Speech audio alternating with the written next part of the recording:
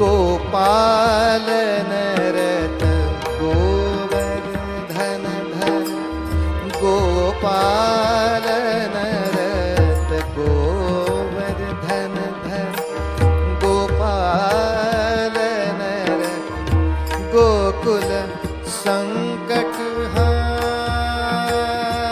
हारी गोकुल संकट हारी हारी हारी जय जय राम कृष्ण हरि जय जय राम जय जय राम जय जय राम कृष्ण हरि जय जय राम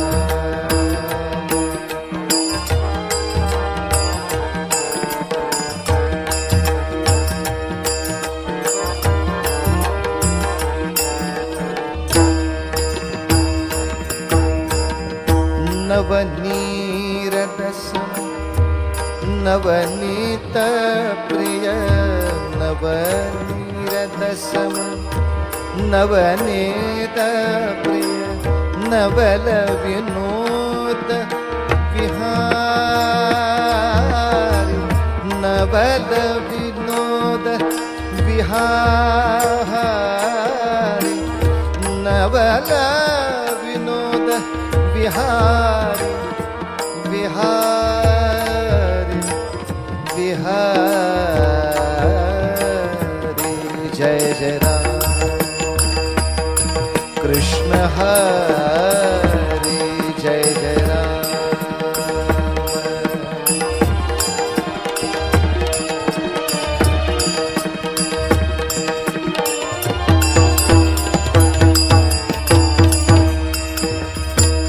दुर्वासुनुत दुख विमोचक दुर्जन संगम हरि हरि जय जय राम दुर्वासुनुत दुख विमोचक दुर्जन संगम हरि दुर्जन संगम हरि दुर्जन संगम हरि हरि जय जय राम कृष्ण हरि जय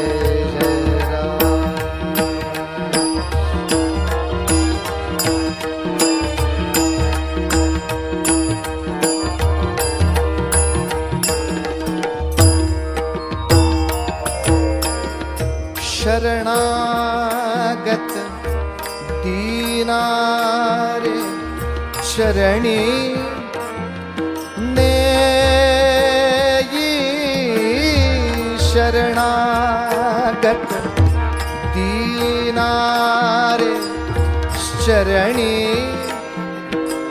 नेयी करुणा दृष्टि निहारी करुणा दृष्टि निहारी करुणा दृष्टि निहारी जय जय राम कृष्ण हरि जय जय राम कृष्ण हरि जय जय राम कृष्ण हरि जय जय राम जय जय राम जय जय राम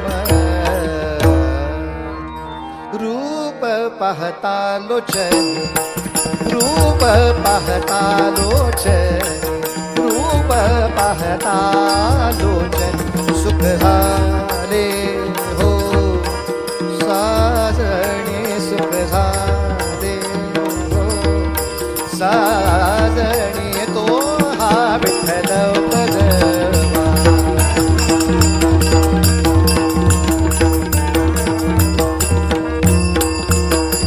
तो हा माधव परबा तो हा माधव परबा तो हा माधव परबा तो हा माधव परबा तो हा विठ्ठल परबा तो हा माधव परबा तो हा विठ्ठल विठ्ठल बरवा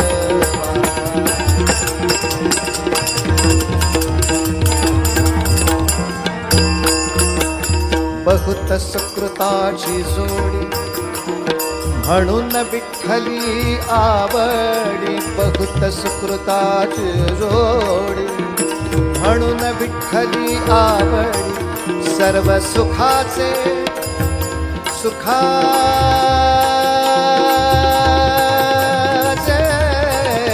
सुखाचे सुखाचे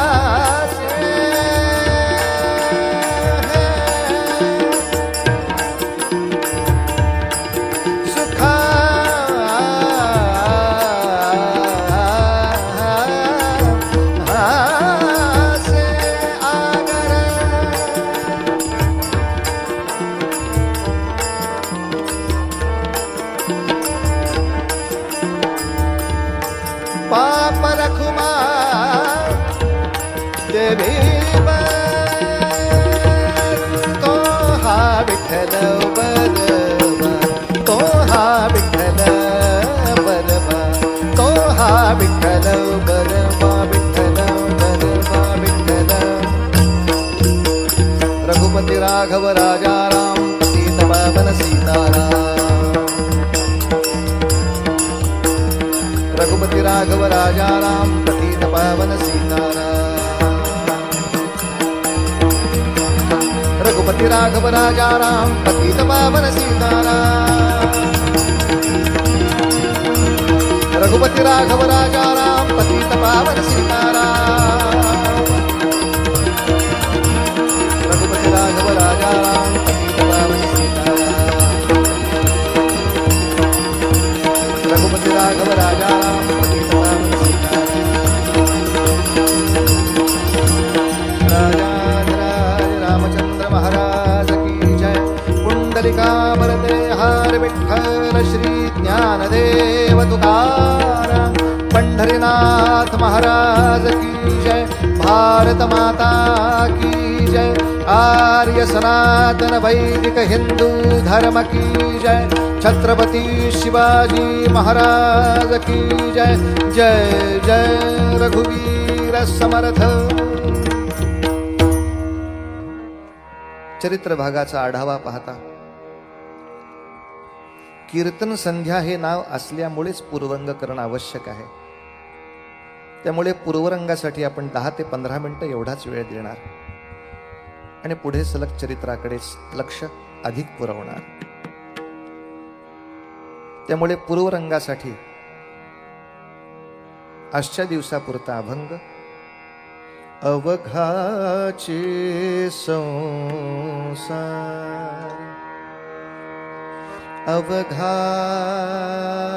अवघाचे संसार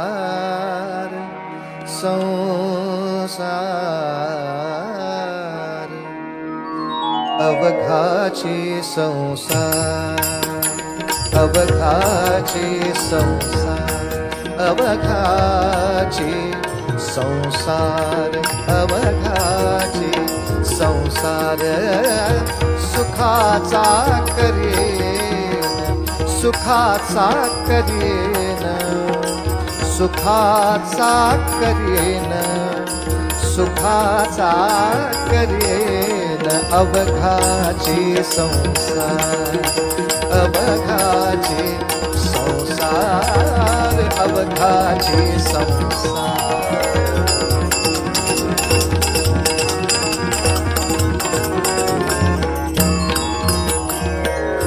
जाईन गे माये तया पंढरपुरा जाईन गे माये जाईन गे माये जाईन गे माये जाईन गे माये जाईन गे माये तया पंढरपुरा भेटेन माहेरा भेटेन माहेरा आपुलिया अवघाचे संसार सुखाचा करेन अवघाची संसार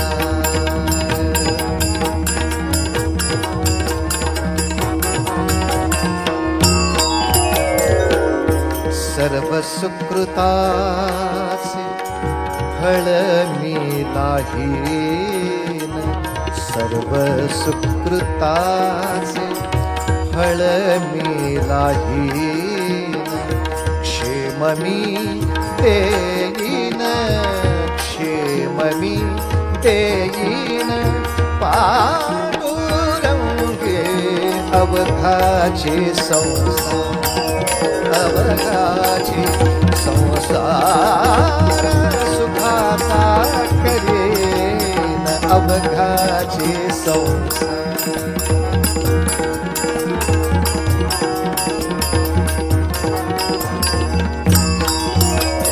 बाप रखुमा देवी विठ्ठला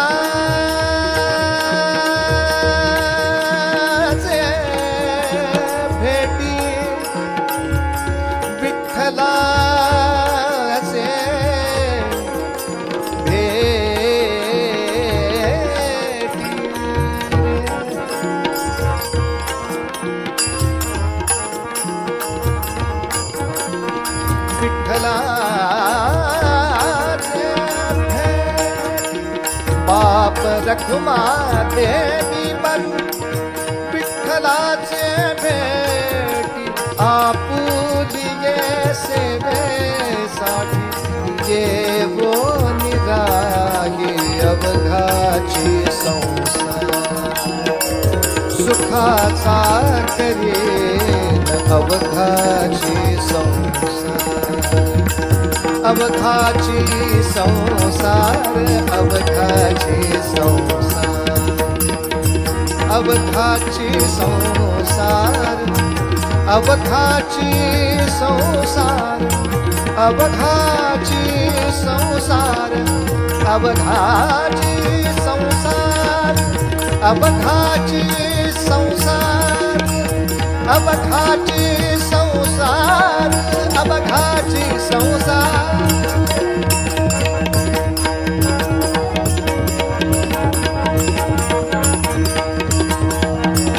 अवघाची संसार अवघाची संसार अवघा संसार अवघाची संसार अवघाची संसार अवघाची संसार अवघाची संसार अवघाची संसार अवघाची संसार सुखाचा करेन अवघाची संसार अवघाची संसार अवघाची संसार माऊली ज्ञानेश्वर महाराज की जय.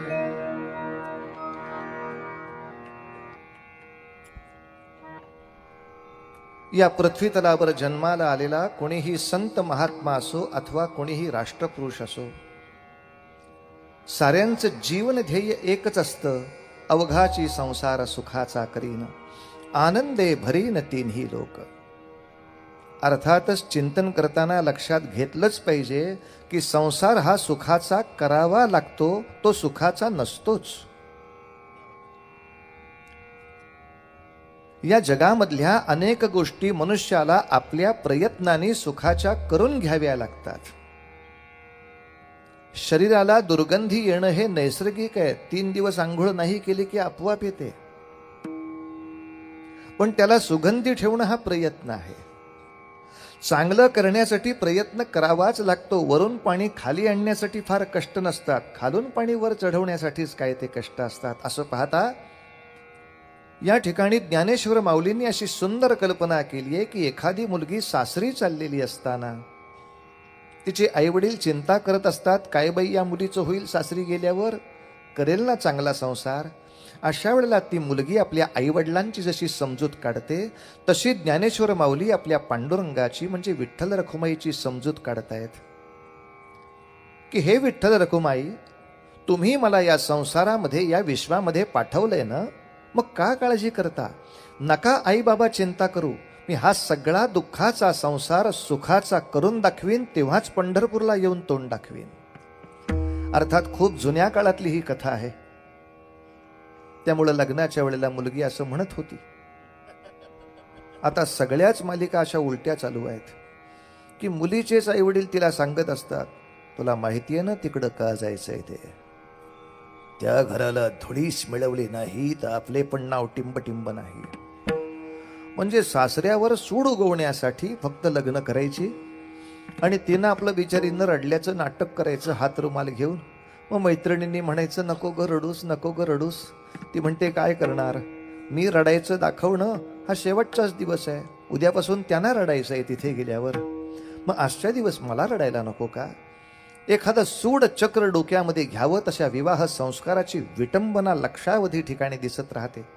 या ठिकाणी सासरी जाताना ही मुलगी ज्ञानेश्वर माऊलींसारखी सांगतीये, अवघाची संसार सुखाचा करीन आनंदे भरीन तिन्ही लोक.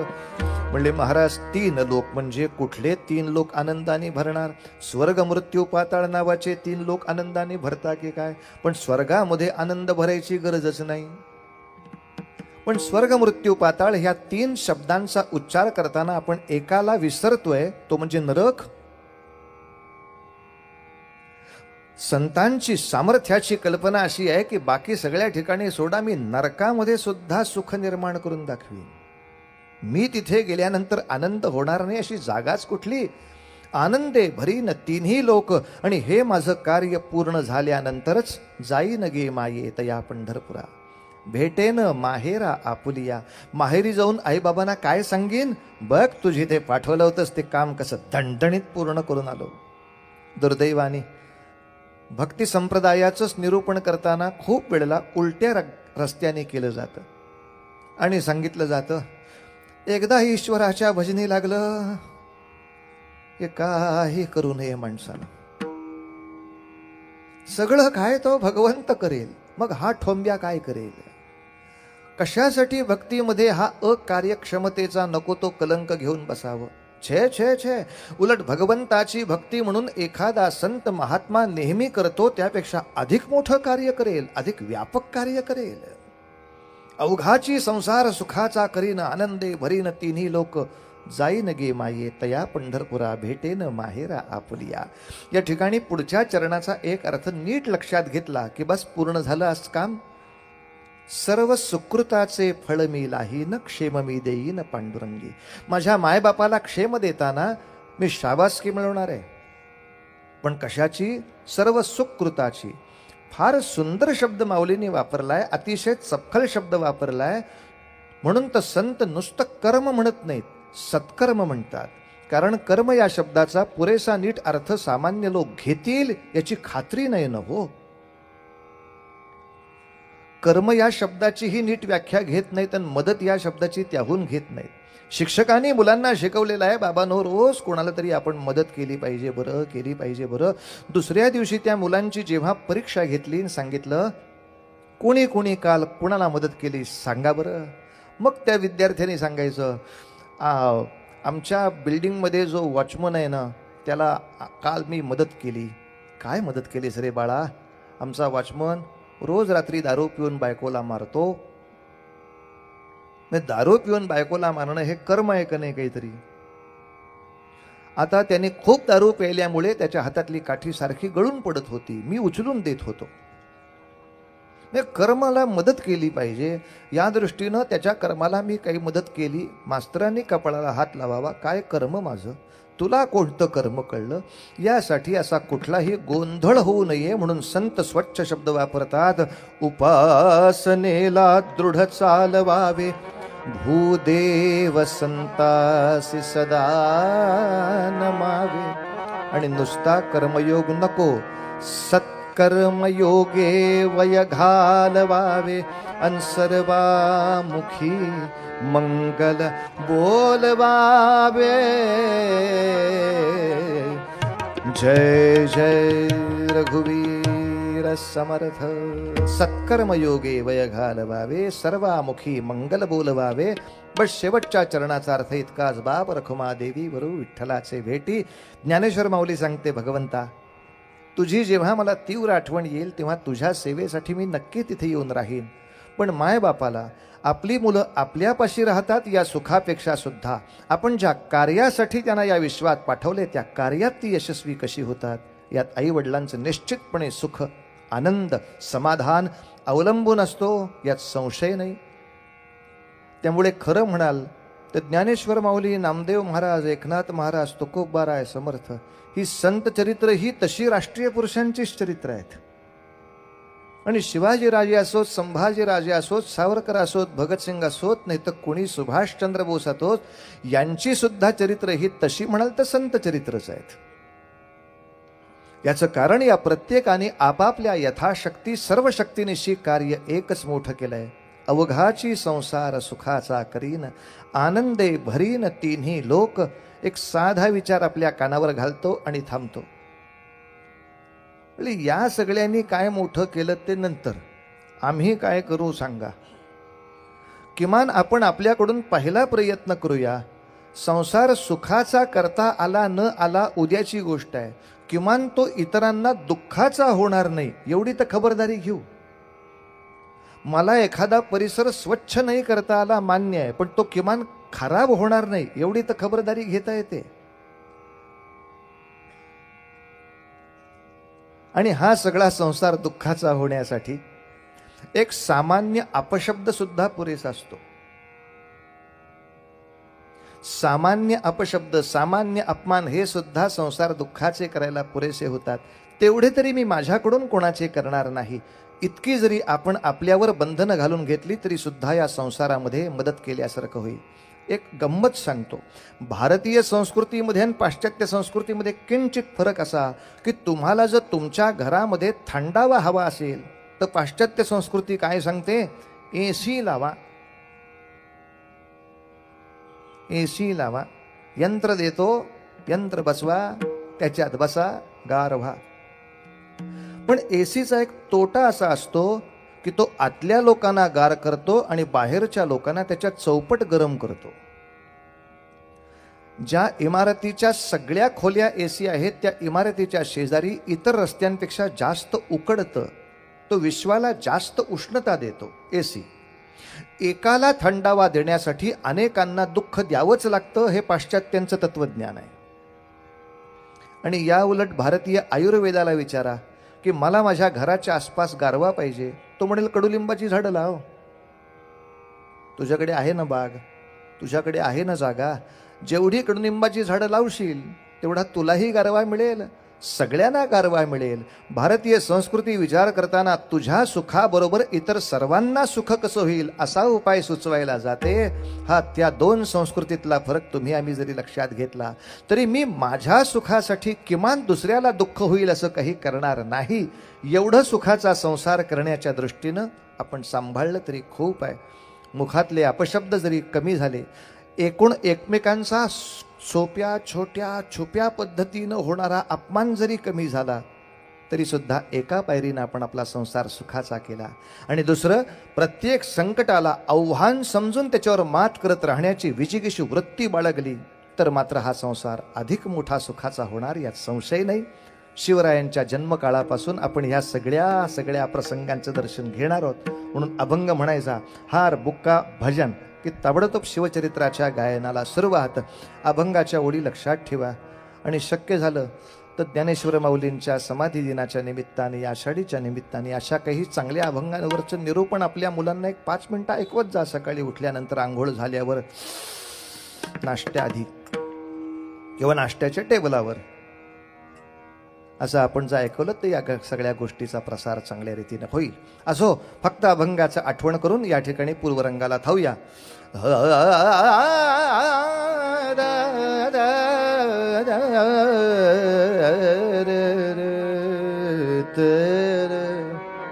अवघाची संसार, अवघाची संसार सुखाचा करेन, सुखाचा करेन संसार, सुखाचा करेन संसार, सुखाचा करेन अवघाची संसार.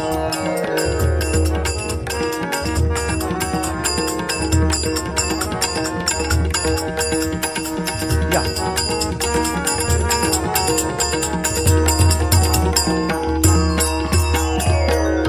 जाईन गे माय तया पंढरपुरा, जाईन गे माय, जाईन गे माय, जाईन गे माय,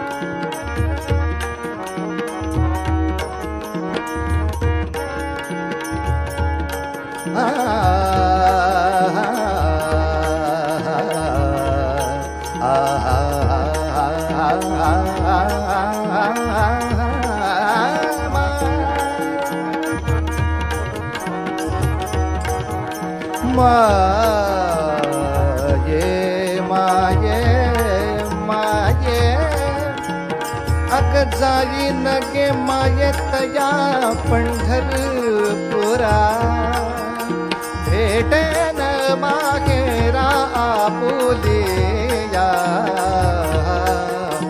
अवघाची संसार, अवघाची संसार सुखाचा करेन, सुखाचा करेन, सुखाचा करेन.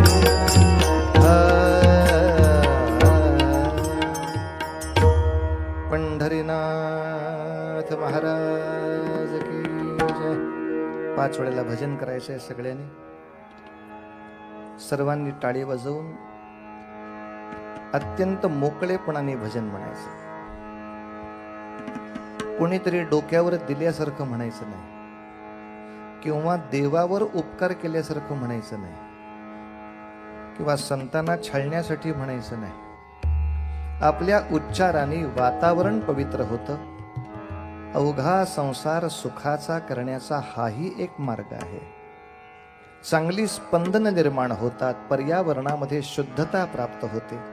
पर्यावरण अशुद्ध करणारं संगीत किती मोठ्या आवाजामध्ये आणि किती मोठ्या पद्धतीने ऐकलं जातं याचा एका दिवसापूर्वीच अनुभव झालेला आहे.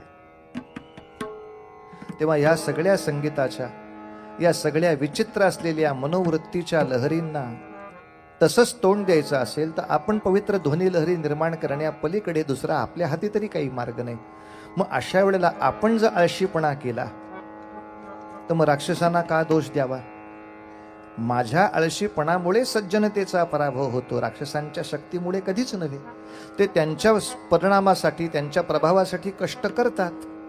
आपण आपल्या प्रभावासाठी तेवढे पुरेसे कष्ट जर भजनात नाही केले तर स्वाभाविकच आसुरी मनोवृत्तीचा विजय होत राहतो. त्याला रोखण्यासाठी किमान अलीकडच्या निवडणुकींच्या भाषेत बोलायचं तर आवाजी मतदान एवढं तरी आपण आपल्या भजनाच्या द्वारे सतत करत राहिलं पाहिजे. म्हणा सर्वांनी, रघुपती राघव राजा राम पतित पावन सीताराम.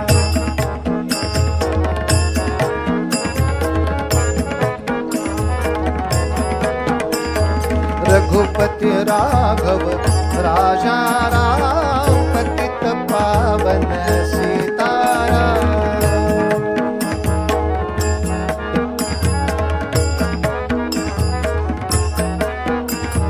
रघुपति राघव राजा राम पतित पावन सीताराम।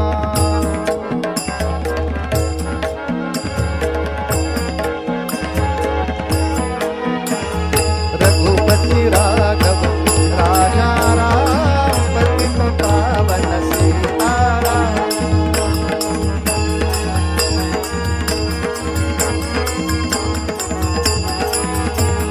रघुपति राघव राजा राम पतित पावन सीताराम।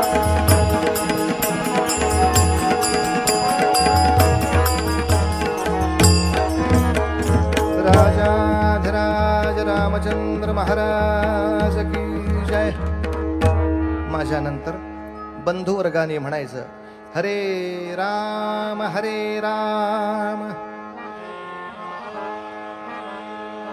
राम राम हरे हरे,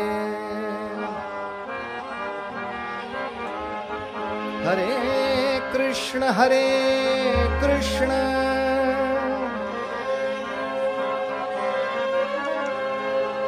कृष्ण कृष्ण हरे हरे।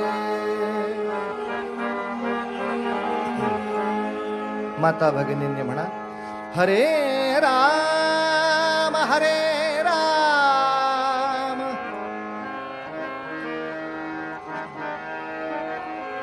राम राम हरे हरे,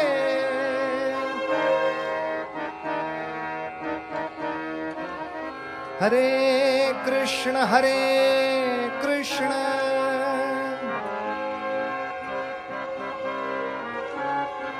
कृष्ण कृष्ण हरे हरे।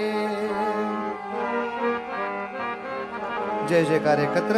गोपाल कृष्ण महाराज की जय, गोपाल कृष्ण महाराज की जय, गोपाल कृष्ण महाराज की।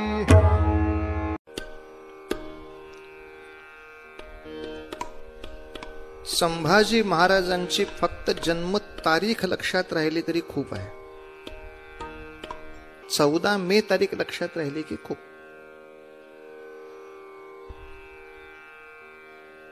पण खरंच ज्येष्ठ महिन्याच्या द्वितीयेला जन्माला आलेला हा पुत्र, याचं नाव संभाजी ठेवण्यामागे 2 फार हळवी कारण होती। संभाजी नाव ठेवावं, शंभू नावानी याला हाक मारावी, यासाठी तसं म्हणाल तर मन घाबरत होतं, मन भीत होतं। कारण जिजाऊ मासाहेबांच्या दुर्दैवाने शंभू नावाचे, संभाजी नावाची 2ही व्यक्तिमत्व अपघाती किंवा घातपातात मृत्यू पावलेली होती। एक शहाजी राजांचे चुलत बंधू, ते दौलताबादच्या निजाम शहाच्या दरबाराच्या बाहेर, जो आपण इतिहासामध्ये हत्तीचा प्रसंग वाचलेला आहे, एक हत्ती उधळला, त्याला काही लोक सावरायला गेले, सावरायला गेलेल्या लोकांना सावरायला काही लोक गेले, या सगळ्या चकमकीमध्ये शहाजी राजांचा एक बंधू मारला गेला। ते एक अपघाती निधन संभाजी या नावाचं डोक्यात होतं। दुसरं जिजाऊ मासाहेबांचा थोरला पुत्र, जो दक्षिणेमध्ये बंगलोरमध्ये वाढला, शहाजी राजांच्या निगराणीखाली वाढला। पण एका बाजूला शिवाजी राजांचं स्वराज्य चढतंय वाढतंय लक्षात आल्याबरोबर शिवाजी राजांच्या बरोबरीनं त्यांचा हा थोरला भाऊ संभाजी सुद्धा संपवावा म्हणून त्यावेळेला शिवरायांच्या सैन्यावरती, शिवरायांच्या राज्यावर फतेखान पाठवला आणि त्याच वेळेला खालती बंगलोरच्या राज्यावरती अफजल खानच पाठवला गेला होता. आणि अफजल खानानं केलेल्या तोफांच्या भडीमारामध्ये जिजाऊंचा हा पहिला पुत्र संभाजीच नावाचा तो करपून संपला होता. एक भोसल्यांच्याकडचा संभाजी, एक जिजाबाईंच्या पोटचा संभाजी, दोन संभाजी या नावाचे अपघाती किंवा घातपाती मृत्यू होते. अशा वेळेला हे नाव परत ठेवावं का? पण जिजाऊ माँसाहेब हे काही वेगळंच रसायन महाराष्ट्राने त्यावेळेला पाहिलं.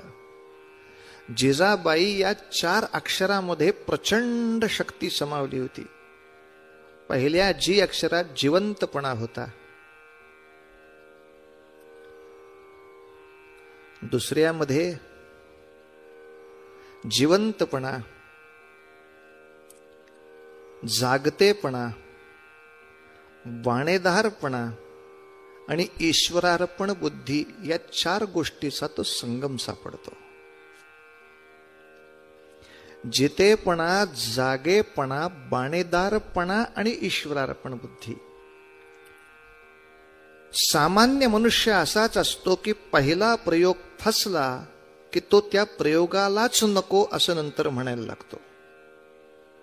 की असं केलं की फसतं होय, नकोच त्याच्या नादी लागायला. पण स्वराज्य उभं करण्याचा शहाजी राजांचा पहिला प्रयत्न फसला, मातीमोल झाला, तरी सुद्धा त्या प्रयत्नांनी खचून न जाता, ठीक आहे नवऱ्याच्या जीवनामध्ये त्याच्याकडून ते नाही शक्य झालं, मुलाच्या जीवनात पुन्हा एकदा त्यातल्या ज्या उणीवा राहिल्या असतील त्या पूर्ण करून पुन्हा प्रयोग करू या त्यांच्या एका विशिष्ट वृत्तीमुळे 2 वेळा शंभूराजांचा करुणामय मृत्यू माहीत असून सुद्धा एखाद्या वेळी होईल आणखीन एक दिव्य चरित्र संभाजीराजाचं. म्हणून आग्रहाने माँसाहेबांनी हे नाव नक्की केलं, याला शंभूच म्हणायचा. शिवाजीराजे म्हणायचे माँसाहेब. खरं म्हणाल तर शिव आणि शंभू एकाच दैवताची नावं, पण ही दोन्ही नावं ज्या एका दैवताची, त्या दैवताच्या नावालाच एक शाप जडलाय. कितीही त्यांनी जनकल्याण केलं तरी त्याचा निवास स्मशानेश्वा क्रीडा. लोकांना अमृत मिळण्यासाठी सातत्याने विषच प्यायचं हे आपल्या नावाबरोबरच भविष्य आलेलं आहे. आणि का कोणास ठाऊक शंभूराजाला सुद्धा नावाबरोबरच ते भविष्य मिळालं.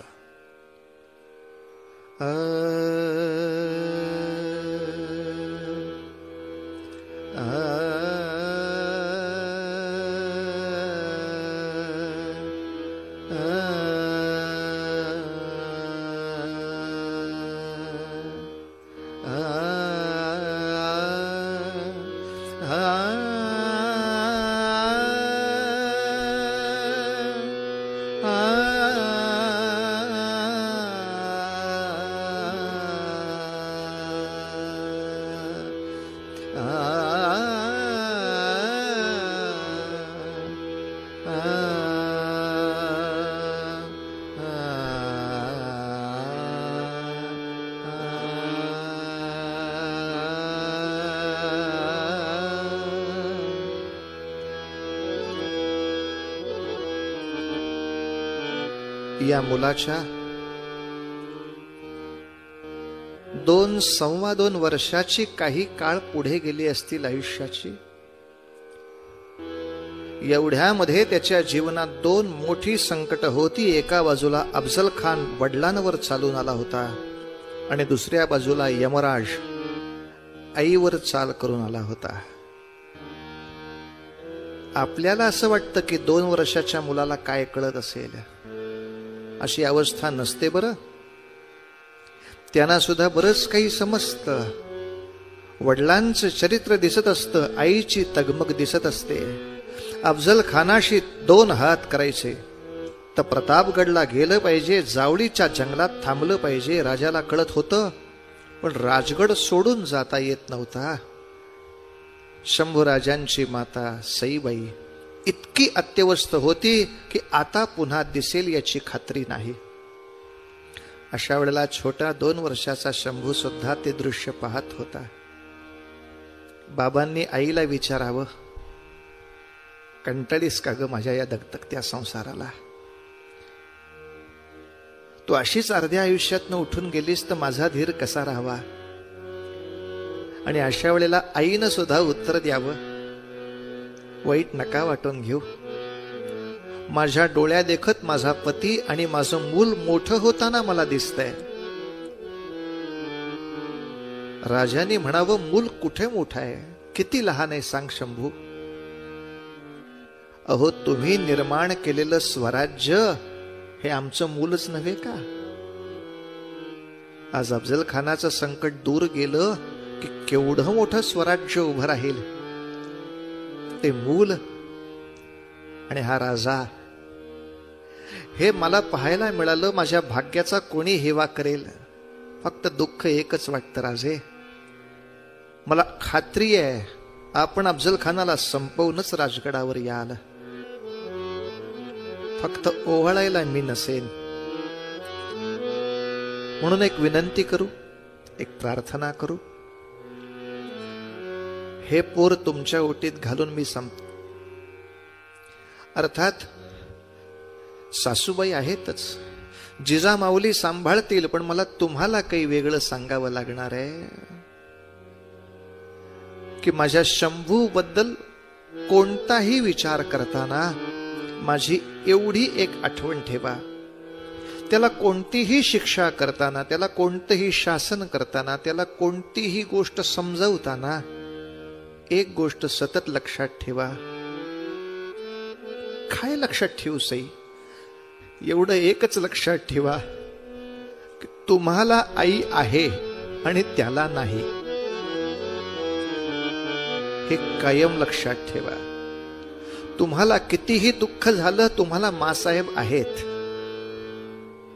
त्याला तोंड लपवायला जागा नाहीये आज शिल्लक. या शंभूराजाला सांभाळाल ना, त्या जात्या जीवाला राजाने वचन दिलं. सईने डोळे मिटले. मुलाचं मातृछत्र 2ऱ्या वर्षी संपलं. शंभू या नावाचं दुर्दैव इतक्या बालपणापासून. पण अर्थात वडिलांचा सहवास मिळायला वडील सापडले कुठं? अफजल खानाच्या स्वारीवर जे बाबा एकदा गेले ते फक्त आजीकडून ऐकायचं. आज बाबा कुठे आहेत? आणि अर्थात रामायण महाभारतच फक्त आतापर्यंत शिवाजी राजाला सांगितलं होतं. आता संभाजी राजांना सांगताना रामायण, महाभारत, भागवत आणि अधिक शिवपुराण, वडिलांच्याच अनेक कथा सांगता यायला लागल्या की तुझे बाबा आज खानाला भेटणार आहेत. मग अफजल खानाचं काय झालं? मग तुझ्या बाबांनी हा पराक्रम कसा केला? जावळी कशी सगळी घरात करून टाकली? सिद्धी जौहरच्या वेढ्यामध्ये बाबा कसे सापडले? त्याच्यामधनं कसे सुटून आले? बाजीप्रभूंचं बलिदान कसं झालं? शास्ता खानावरती स्वारी करून 2 लाखाच्या फौजेमध्ये केवळ 200 माणसं घेऊन बाबा कसे घुसले? आबासाहेबांनी शास्ता खानाचीच 3 बोटं तोडून, शास्ता म्हणजे शासन, तर ते नाव कसं सिद्ध केलं? 20 बोटाचा म्हणून औरंगजेबाचा मामा इथे आला आणि 17 बोटाचा करून परत पाठवला. हे तुझ्या वडिलांचं काय काय कर्तृत्व आहे. ह्या सगळ्या कथा त्यांनी बालपणी आजीच्या मांडीवर बसून ऐकल्यात हो. अर्थात 5व्या 6व्या वर्षी या मुलाच्या शिक्षणाचा गंभीरपणे विचार केला पाहिजे म्हटल्यावर लिहिणं, वाचणं, अनेक भाषांचा परिचय, या दृष्टीनं उमाजी पंडित, केशव भट यांची नियुक्ती केली गेली. त्यांच्या हाताखाली यांनी ते पूर्ण शिक्षण घ्यायचं आहे. एका बाजूला लिहिणं, वाचणं आणि दुसऱ्या बाजूला शरीराचं सौष्ठव. अनेक वेळेला आपल्याकडे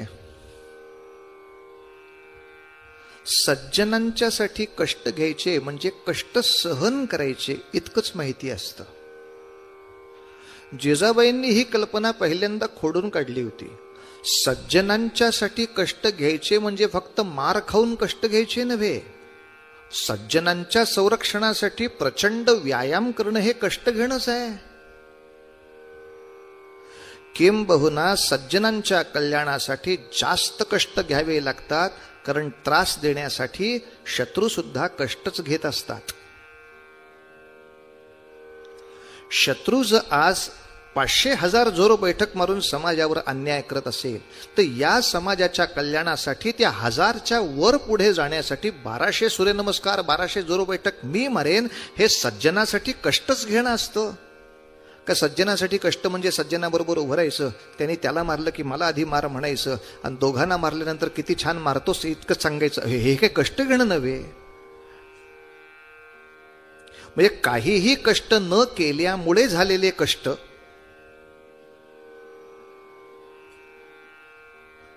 मी किती छान मरतो हे दाखवण्याचे कष्ट, जिजाबाईंना आयुष्यात कधी हा वेडेपणा आवडला नाही. हे का सांगतोय आपल्याला मी? त्याचा हेतू आहे.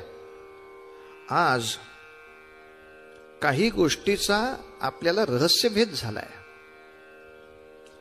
की आज परदेशी कशाला, स्वदेशी सुद्धा आपले प्रचारक आज असं बोलतात की रामाने सज्जनांच्यासाठी काय केलं? काहीच नाही केलं. त्राटिका मारली, ह्याला मारलं, त्यामुळे मारहाणच केली. कृष्णाने काय केलं? ह्याला मारलं, त्याला मारलं, काय नुसती मारहाणच केली. तुमच्या धर्माचे जे सगळे हे देव आहेत ते दुसऱ्याला मारण्यातच मोठे आहेत, आमच्या धर्माचे स्वतः मारण्यात मोठे आहेत. आणि सामान्य बुद्धीला खरंच वाटायला लागतं की असं खरंच म्हणजे रामांनी असं मरण कुठं पत्करलं सज्जनांच्यासाठी, युद्ध पत्करलं. कृष्णाने असं यातना मरण कुठं पत्करलं? म्हणजे करुणा म्हणजे मरण पत्करणे.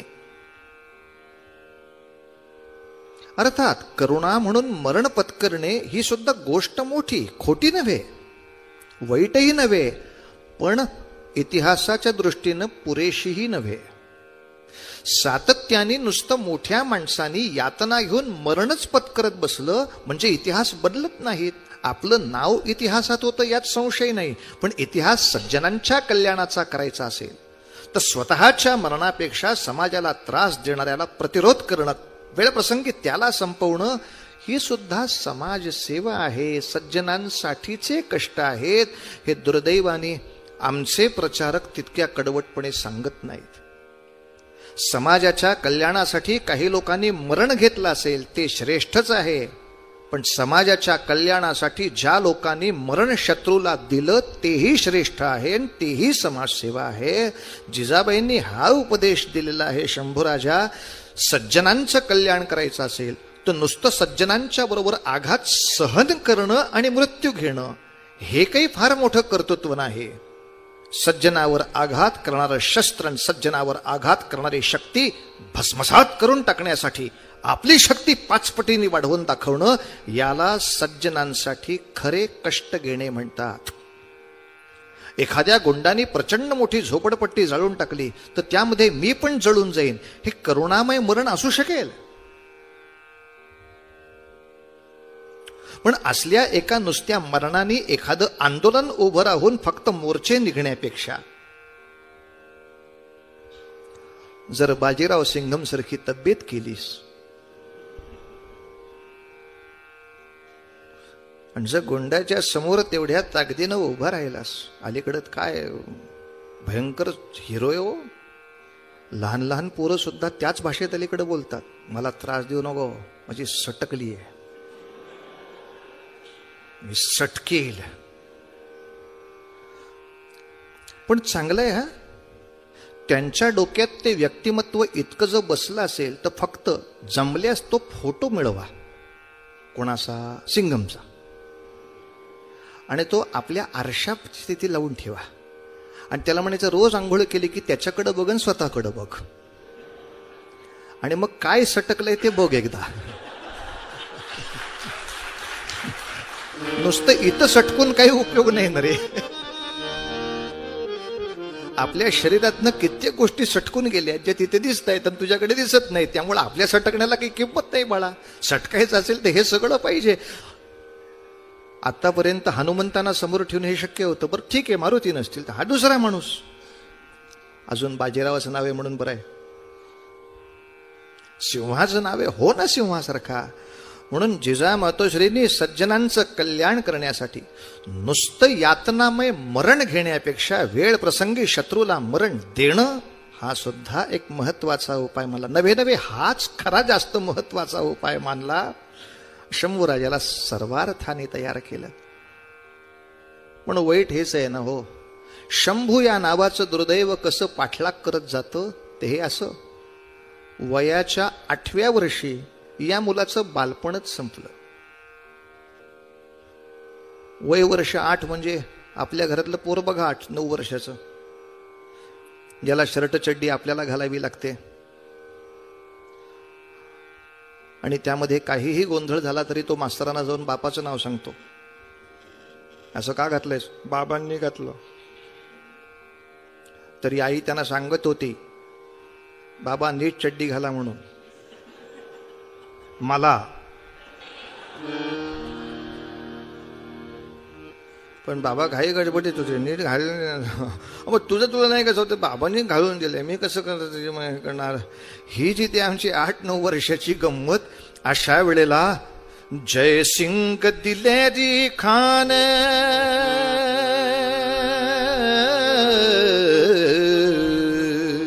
जयसिंग दिलेरी खान दिल्लीचे मनसबदार, मोगलशाहीला ज्यांच्या समशेरीचा आधार.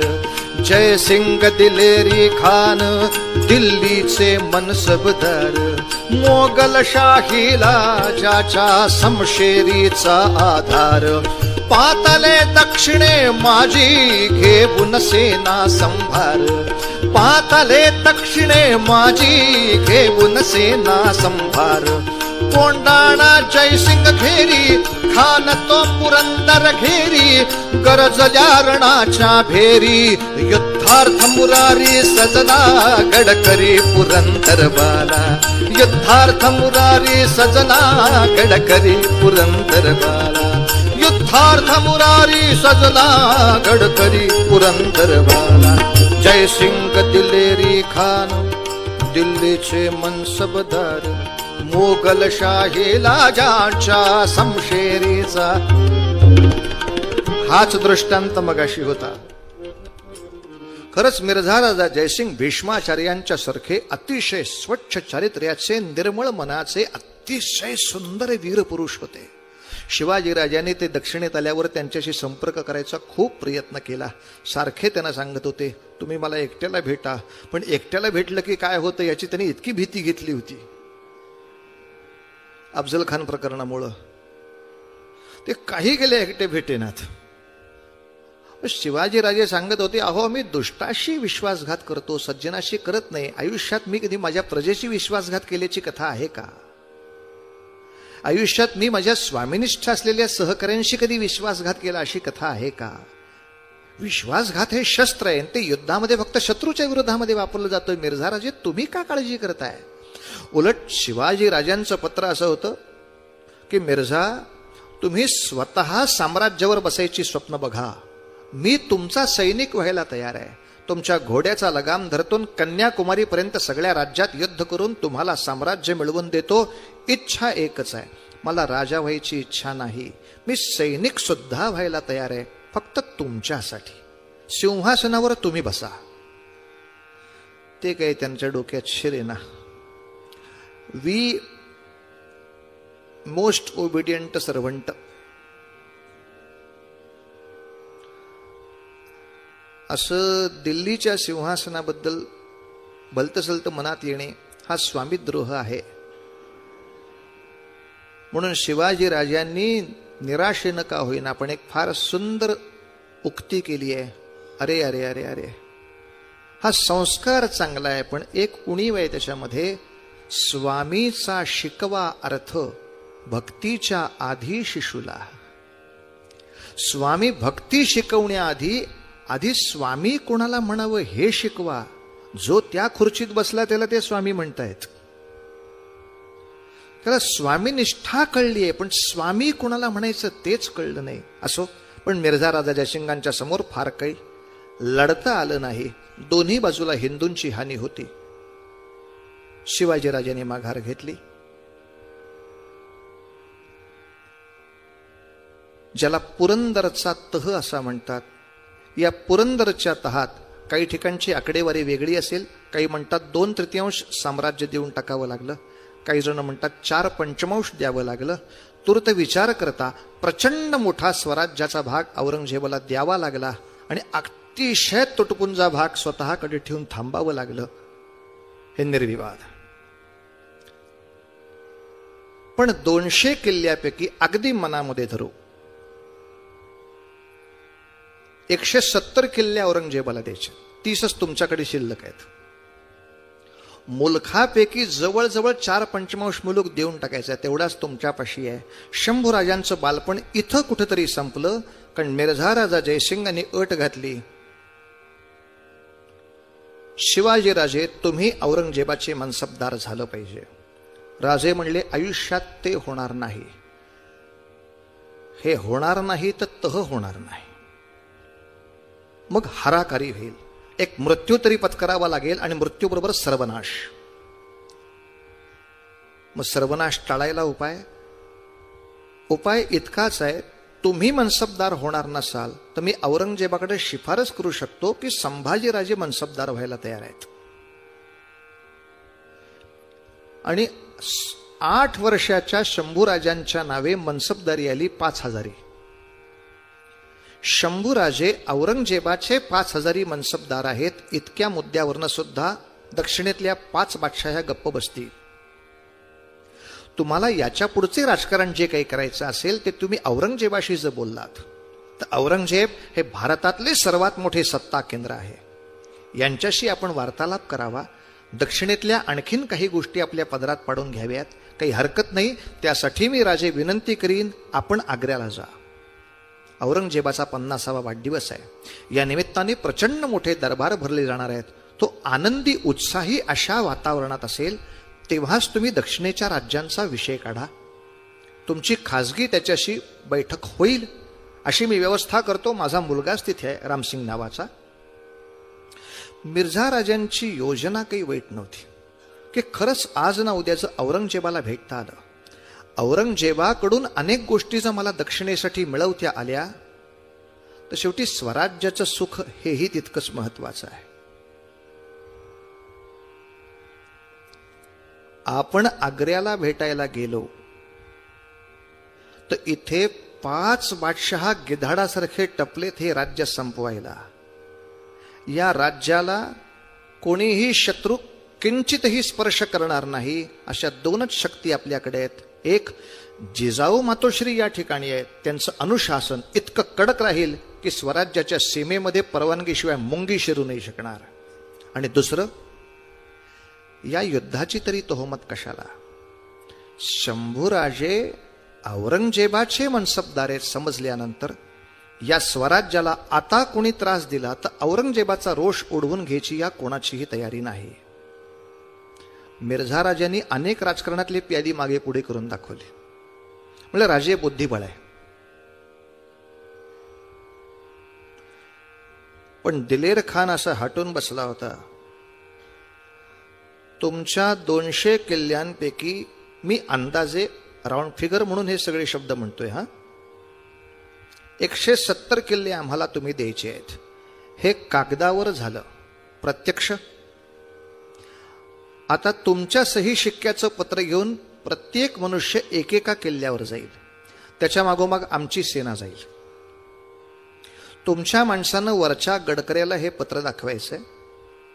त्यांनी किल्ला खाली करून द्यायचा आहे आणि आमचं निशाण तिथे लावायचं आहे. पण हे 170च्या 170 किल्लेदार तुमचं पत्र बघितल्यावर खालीच उतरतील याची कोण खात्री देणार? समजा एखाद्याने युद्ध उभं केलं तर? आम्हाला धोका नको आहे. म्हणून अट अशी राहील, तुमचा 8 वर्षाचा मुलगा जो औरंगजेबाचा आज मनसबदार आहे त्यांनी हे 170 किल्ले मिळेपर्यंत आमच्या छावणीत ओलीस राहायचं आहे.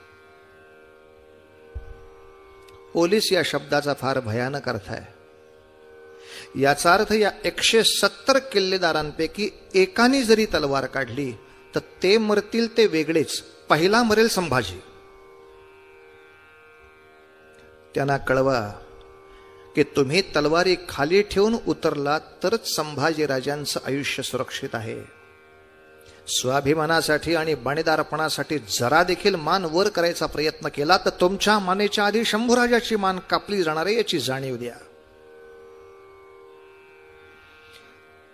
दिलेर खानाचा हा आग्रह मिर्झा राजाला मोडता आला नाही। परिणामतः 8 वर्षाचा शंभूराजा मिर्झा राजांकडे ओलीस राहिला आहे 3 महिने। आता एकूण शंभूराजांवरचे संस्कार त्याने पुढे केलेली खेळी हे लक्षात घेता काही गोष्टी बखरीत नसल्या तरी काही काही लेखक आपापल्या त्याच्यात कथा देतात। काही कथा ग्राह्य आहेत, ज्या तत्वाला सोडत नाहीत अशा काही मजेदार कथा आल्या तर त्यांचं फारसं वाईट वाटत नाही। पण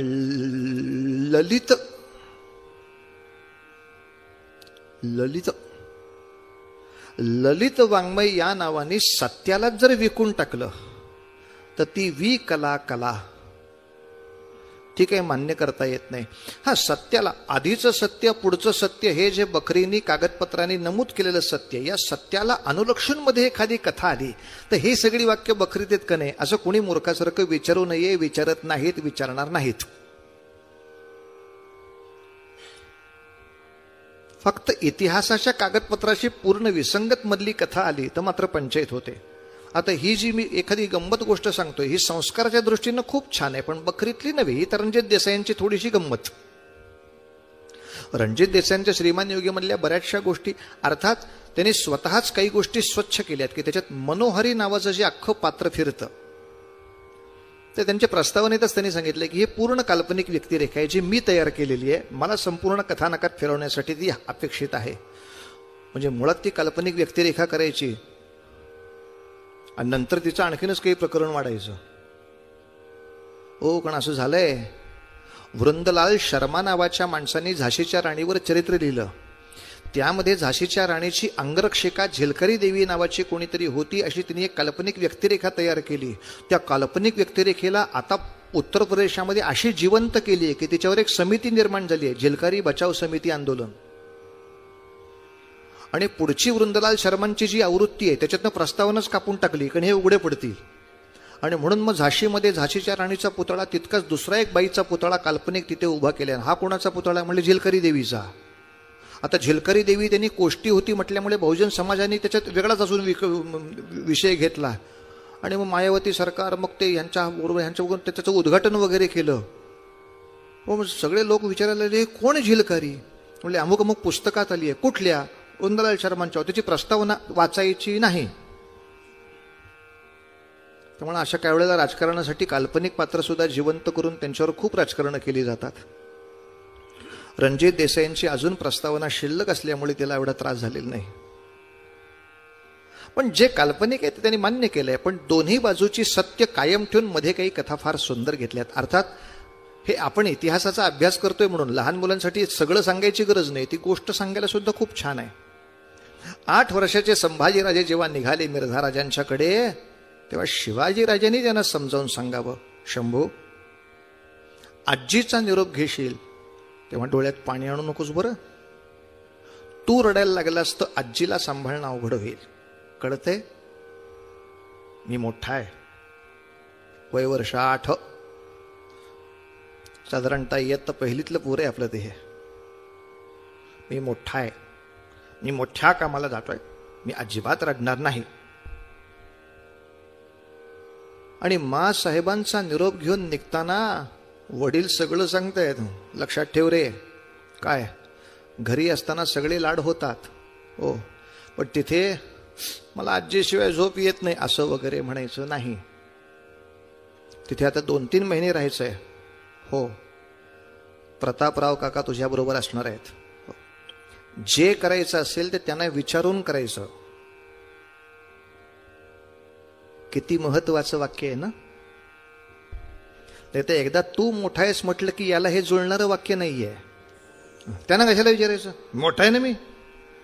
आपण मोठे आहोत, पण ही सुद्धा माणसं महत्वाची आहेत.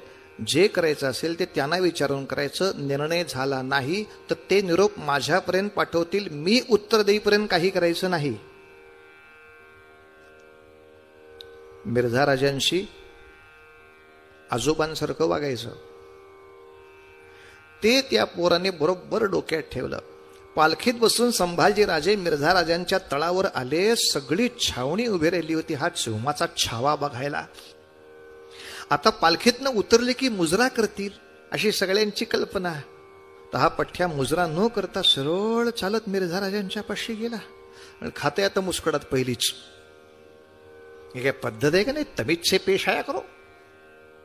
मुजरा करत नाहीत.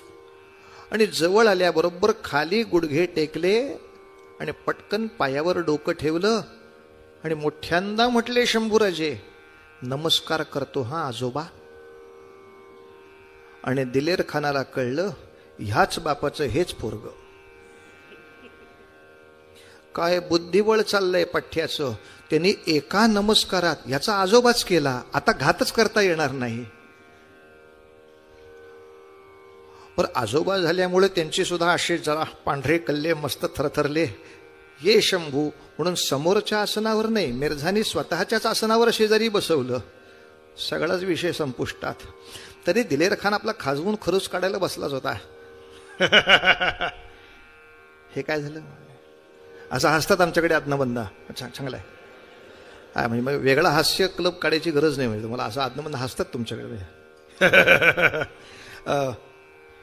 अरे तुझ्या बापाचे 170 किल्ले आम्ही घेतले. 170. कसं वाटतंय तुला? काय वाटायचंय? आम्ही जिंकले ते किल्ले, आता कसं वाटतंय? अर्थात हे प्रश्न बालबोध बुद्धीचे असतील, पण त्यातून दिलेर खानाला त्याचं भविष्य कळलं. दिलेर खान काका, काका मिर्झा आजोबा, मी काका, काय चाललंय काय? दिलेर खान काका, हे 170 किल्ले तुम्ही घेतले? हो. तुम्ही घेतले? हो. म्हणजे तुम्ही हे सगळे घेऊन दिल्लीला जाणार? दिलेर खानाच्या डोळ्यासमोर काजवे चमकले. पोरग बोलतोय ते बरोबर आहे. शेवटी वर्ष 2 वर्षात आम्ही दिल्लीला जाणार, किल्ले आणि ही भूत इथंच असणार आहेत. एका वाक्यात आपलीच दांडीगुल केली आहे पठ्ठ्याने त्याच्यामध्ये. हे सगळे किल्ले घेऊन तुम्ही दिल्लीला जाणार? नाही, दिल्लीला तुम्ही जाणार, आम्ही तर जाणारच. आम्ही तर जाणारच. आणि खरंच मार्च महिन्यामध्ये दिल्लीला जाण्यासाठी ही सगळी माणसं निघाली. अजून एक निरोप असा कळला की समारंभ दिल्लीत होणार नाही, आग्र्यामध्ये होणार आहे. पण दिल्ली असो नाही तर आग्रा असो, मे महिन्याचा उन्हाळा, आहा, असा काही उकाडा असतो. म्हणूनच बहुतेक त्या महिन्याला मेला म्हणायची वेळ आहे. 1 मेला, 2 मेला, 3 मेला, 4 मेला. याचा नेमका वाढदिवस असणार आहे 11 मेला औरंगजेबाचा, आणि शंभूराजांचा 14 मेला. मध्ये 13वा फक्त आहे.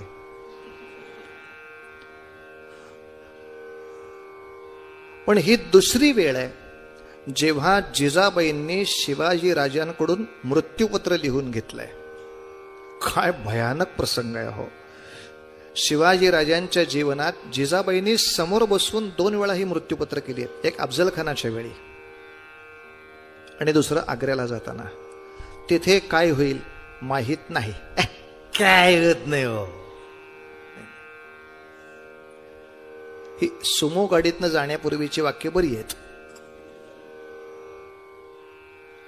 पण ज्याला राजकारणासाठी जायचंय, काही युद्ध करण्यासाठी जायचंय, काही होणार नाही हो अशी कल्पना करून जे बेसावत जातात त्यांचा सर्वनाश सतत दिसत राहतो. आणि काहीही होईल सावध राहायला हवं. असं जे जातात ते सातत्याने विजयी होताना दिसतात. तूर्तच्या प्रसंगी कोण कुठल्या भूमिकेत आहेत ते पहावे. जर 2020 साली प्रचंड महायुद्ध होणार आहे असं जर आपण कोणाला सांगायला गेलो की आपल्याकडचे 70% लोक काही होणार नाहीये, ही इथली भूमिका. आणि बाकीच्यांना सांगायला जावं 20 साल कशाला, 14ला करा की युद्ध, सगळी तयारी आहे साहेब. का हे झालं तरी आम्ही युद्ध आपल्या हातामध्ये ठेवू, एवढी बाकीच्यांची तयारी आहे. शिवचरित्र ते पाळतात, आम्ही वाचतो.